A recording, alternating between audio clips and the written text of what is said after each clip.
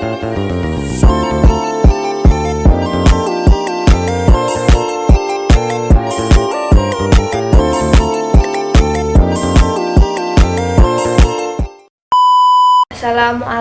warahmatullahi wabarakatuh. Sebelumnya perkenalkan, nama saya Mariata Naza Yuwana Dewi dengan NIM 246151062. Saya dari Prodi Tadris Bahasa Indonesia, Fakultas Adab dan Bahasa, Universitas Islam Negeri Raden Mas Said, Surakarta. Di sini saya akan menyampaikan materi dari linguistik, yaitu hakikat bahasa. Jadi, apa sih hakikat bahasa itu? Nah, hakikat bahasa adalah suatu sistem simbol yang digunakan untuk berkomunikasi, memungkinkan individu untuk menyampaikan ide, perasaan, dan juga pikiran kepada orang lain. Nah, menurut Bloom dan Lahey, bahasa berfungsi sebagai kode yang mewakili gagasan melalui lambang yang disepakati secara sosial. Bahasa sendiri mencakup aspek fungsi, isi, dan juga bentuk yang saling berkaitan dalam komunikasi. Bahasa juga memiliki beberapa ciri khas yang dapat membedakan bentuknya untuk bentuk dalam komunikasi dengan yang lainnya, yaitu yang pertama adalah simbolik, yang kedua arbitrary, kemudian komunikatif, dan yang keempat ada terstruktur, kemudian yang kelima ada dinamis, dan yang keenam dan yang terakhir adalah multifungsi. Nah, untuk penjelasannya akan ada di slide berikutnya. Penjelasan yang pertama yaitu mengenai simbolik.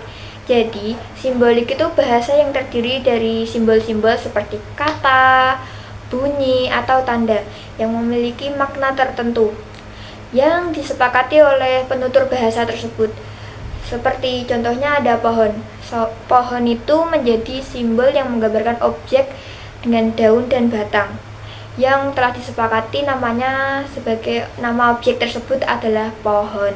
Contoh lainnya juga terdapat pada kalimat buta oleh janji-janji.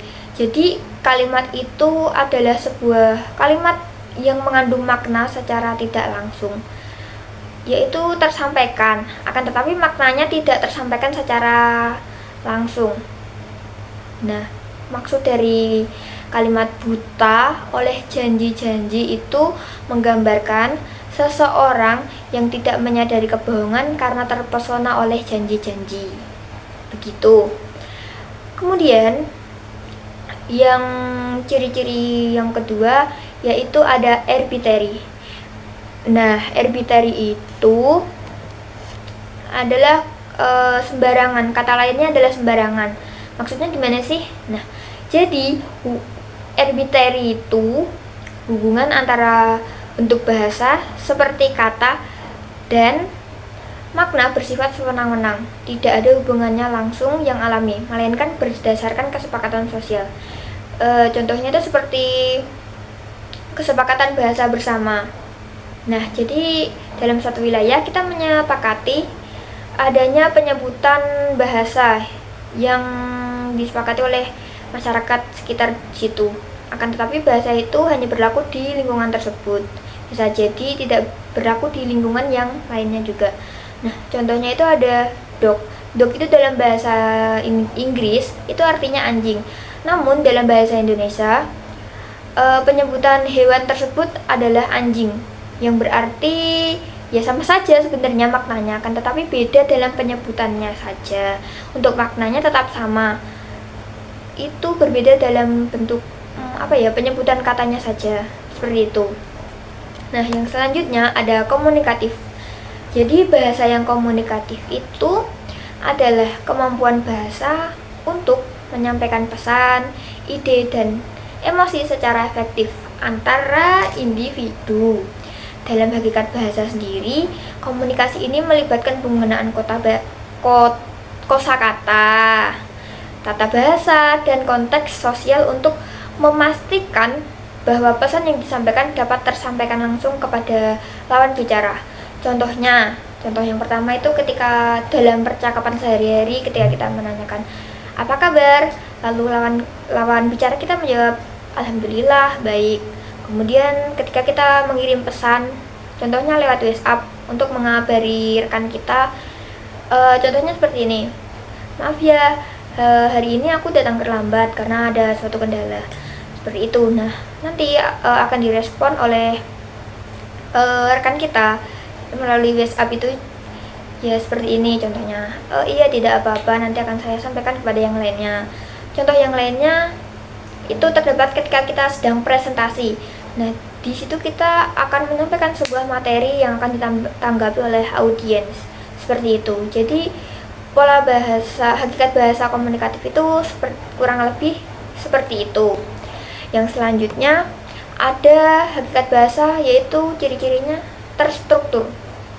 Itu maknanya bahasa memiliki aturan atau tata bahasa yang mengatur bagaimana kata, kalimat, dan teks tersusun yang membentuk makna yang jelas.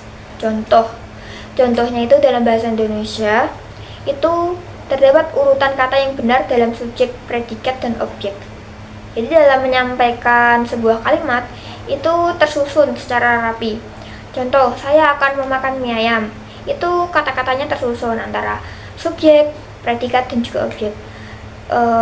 Maksudnya itu kata-katanya itu tersusun dengan jelas sehingga maknanya dapat diterima dengan jelas juga, begitu.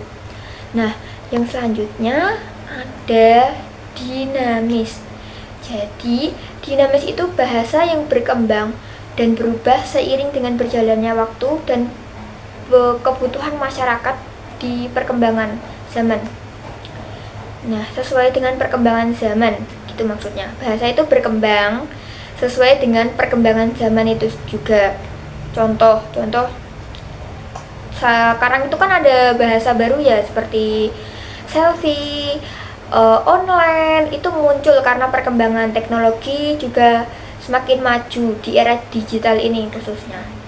Nah, ini menjadi kebiasaan berbahasa yang baru di masa sekarang. Nah, yang terakhir ada multifungsi. Bahasa itu multifungsi. Itu maksudnya bahasa digunakan untuk berbagai tujuan, seperti memberikan informasi, memberikan perintah, bertanya, atau mengekspresikan sebuah perasaan yang ada dalam diri kita.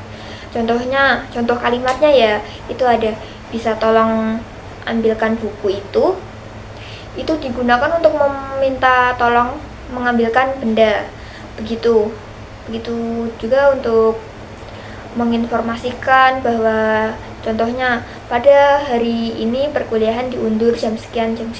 Itu berarti bahasa digunakan juga untuk menyampaikan sebuah informasi yang penting, seperti itu. Nah, kurang lebih ini saja materi dari hakikat bahasa yang saya sampaikan pada kesempatan kali ini.